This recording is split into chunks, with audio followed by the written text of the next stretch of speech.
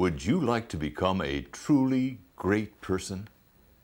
Christ promises us greatness, and we can begin now. Let's join the worshiping congregation of the First Presbyterian Church of Hollywood and discover the 8-way test of true greatness. And now listen to Jesus' words that describe the greatness he wants to give to you and me.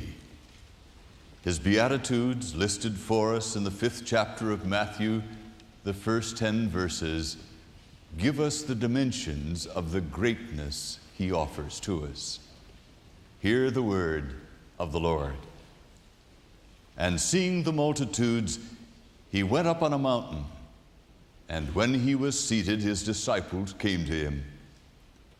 Then he opened his mouth and taught them, saying, Blessed are the poor in spirit, for theirs is the kingdom of heaven. Blessed are those who mourn, for they shall be comforted. Blessed are the meek, for they shall inherit the earth. Blessed are those who hunger and thirst for righteousness, for they shall be filled. Blessed are the merciful, for they shall obtain mercy. Blessed are the pure in heart, for they shall see God. Blessed are the peacemakers, for they shall be called the sons of God. Blessed are those who are persecuted for righteousness' sake, for theirs is the kingdom of heaven. Let's pause now for just a moment and pray through those wonderful words and allow their meaning to penetrate to the depth of our souls. Last summer, my wife and I spent a leisurely afternoon in Scotland roaming through an old cemetery. The cemetery was next to the ruins of an old cathedral, and we found that some of the gravestones had epitaphs on them that were truly remarkable.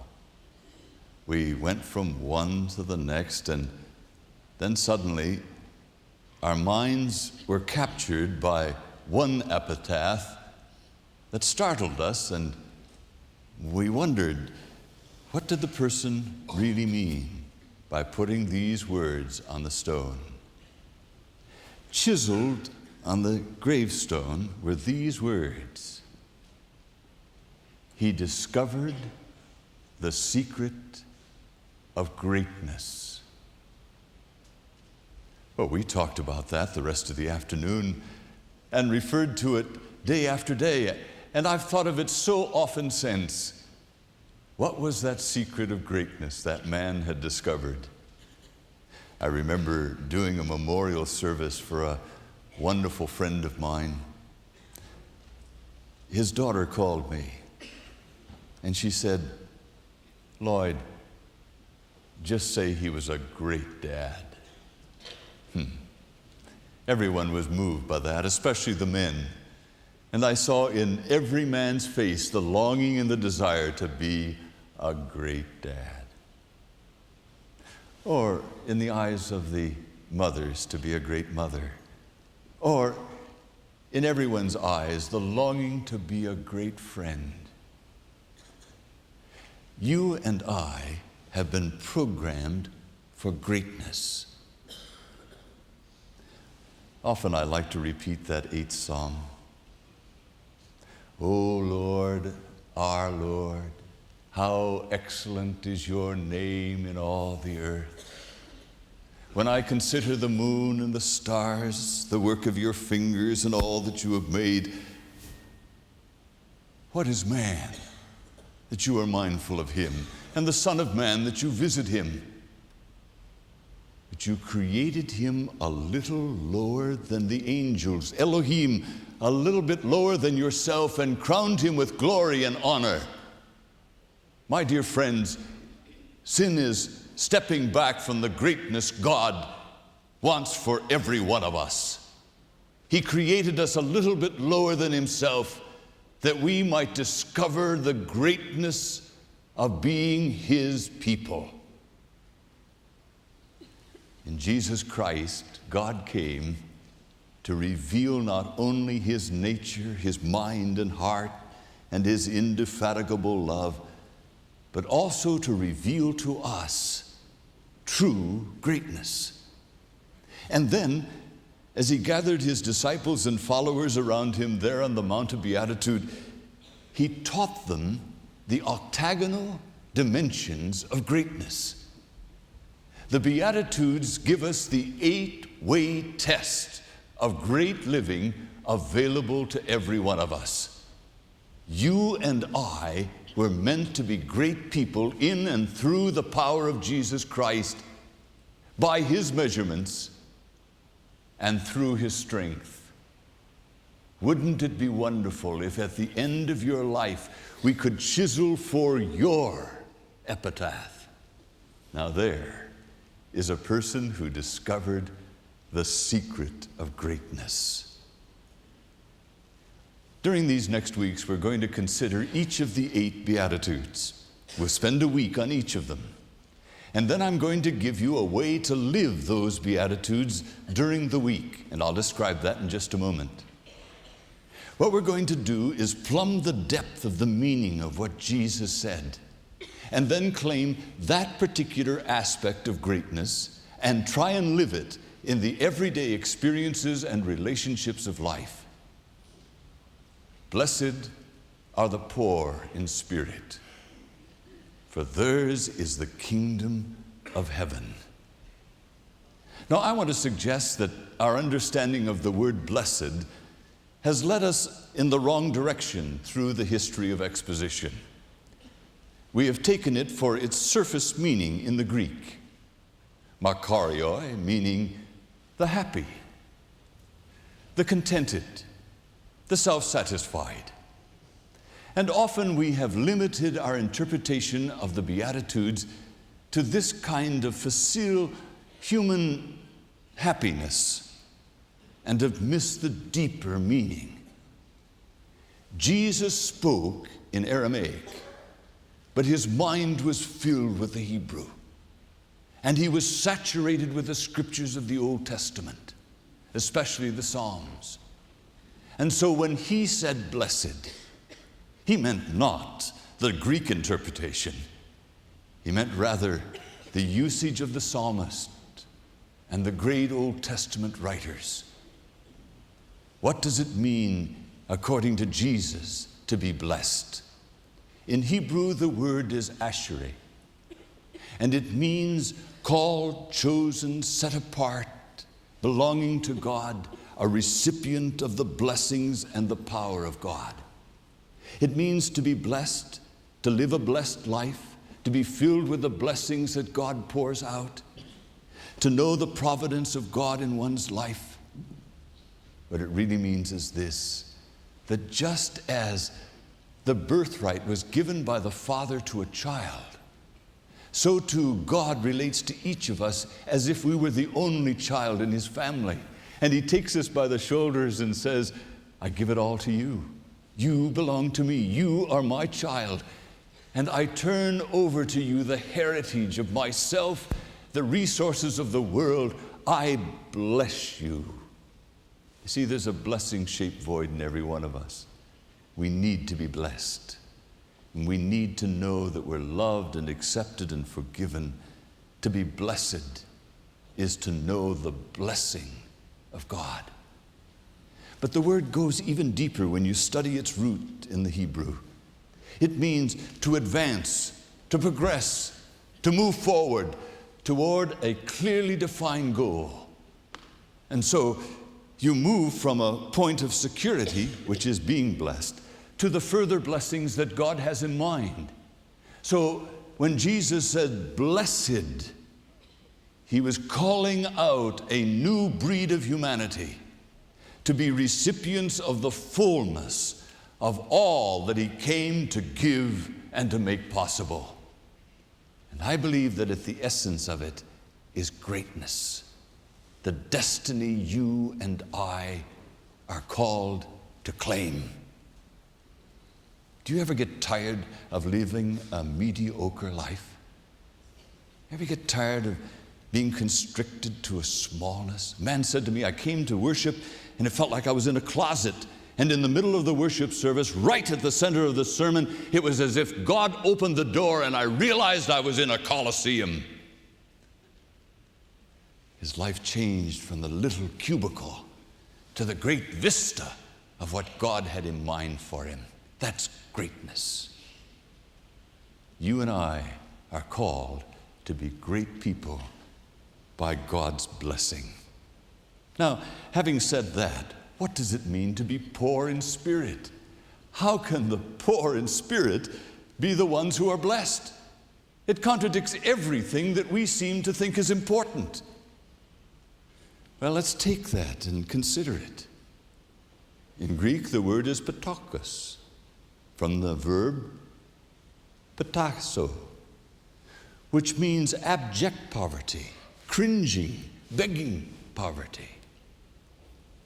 Jesus is talking about a poverty of spirit that enables us to claim the fullness of the blessing, the greatness.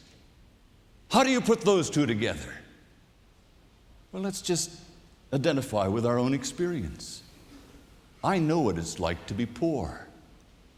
I was raised in the Depression.